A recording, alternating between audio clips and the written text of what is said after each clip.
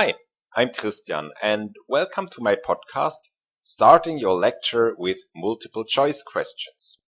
In this podcast, I'm going to give you some hints how you can spice up your lecture by using multiple choice questions.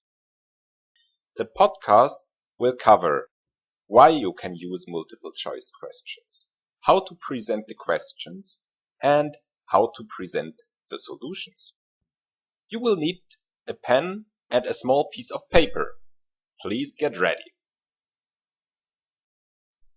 Alright, let's go. First question. Why to use multiple choice questions? Please write down all answers that you think are correct. For instance, A. To wake up and motivate your audience. B.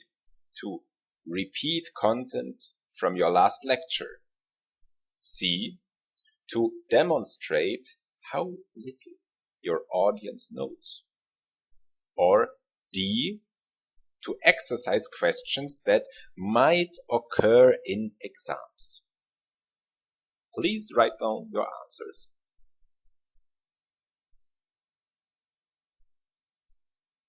Let's move to the second question. How to present your questions. Again, please write down all the answers you think are correct. For instance, A.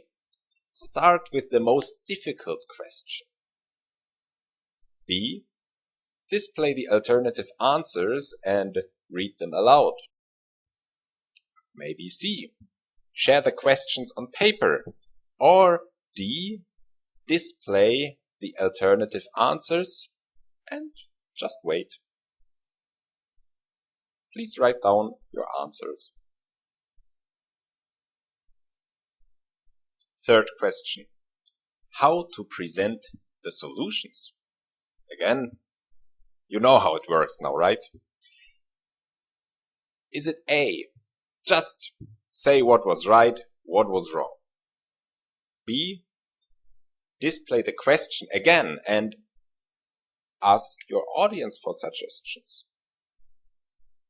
Or C. Show the solution and ask who got it right. Or D. Explain the answers one by one. Please write down your answer. Now, let's take a look at the solutions. The first question was, why to use multiple choice questions? To wake up and motivate your audience. Great! By starting with questions, you send a clear signal. In my lecture, you have to switch on your brains. To repeat. This works great and it doesn't get boring even if you do this at the beginning of every lecture. To demonstrate who's the king in your lecture hall. Well, I wouldn't do that if you do questions that your audience fails by default. You create a lot of frustration. If you feel that your audience maybe doesn't feel challenged enough, then better give a detailed overview of your learning goals. And finally, to exercise things that might occur in exams. Yeah, if the exam contains multiple choice questions, then you can show something from the previous exams. Of course, the students will look at them anyway. The message you are sending that way is, the stuff you learn in my lecture matters. The second question was, how to present questions? Starting with the most difficult. Well, this would be frustrating again. Your students need to warm up, especially in the morning. You wouldn't start your car in the fourth gear, right? Second, display the alternatives and read them aloud. Yeah, you put the message in the eyes and ears of your students at the same time. There will be no escape for them. It's great.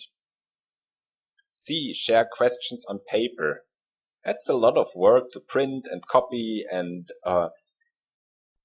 fumble around with the paper stuff in your lecture. Do you really want to do that? But the really bad point about is that the paper draws attention away from what's happening on the stage. You're doing a lecture, not a trial exam. And finally, D, display the answers and wait. Same thing. You need students to focus on the lecturer. You're not doing a slideshow. So use your mouth. Okay, the third question was how to present solutions. If I just say what was right and wrong, then you lack half of the story. I mean, what would you say if this screencast would end right now? You'd miss something, right? B, displaying the question and asking for suggestions is great. I mean, you can get started into a discussion with your students immediately. There's not much that can go wrong with that. C, showing the solution and asking who got it right. It's also great. You can collect some input, your students stay active, and this works nice if you don't want to spend too much time. Unfortunately, I can't do this with you right here.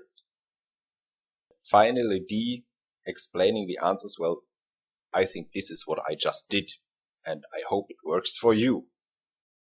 So, let's summarize the main points. First, multiple choice questions activate your audience. Second, you can repeat content or discuss exam questions. Works fine. Third, I recommend you to read questions and the text aloud while showing the slide. And finally, you can either explain the answers yourself or start some kind of discussion with your students. And that's it for my podcast about using multiple choice questions. I hope you feel inspired to use multiple choice questions in one of your next lectures or seminars. So good luck and have fun.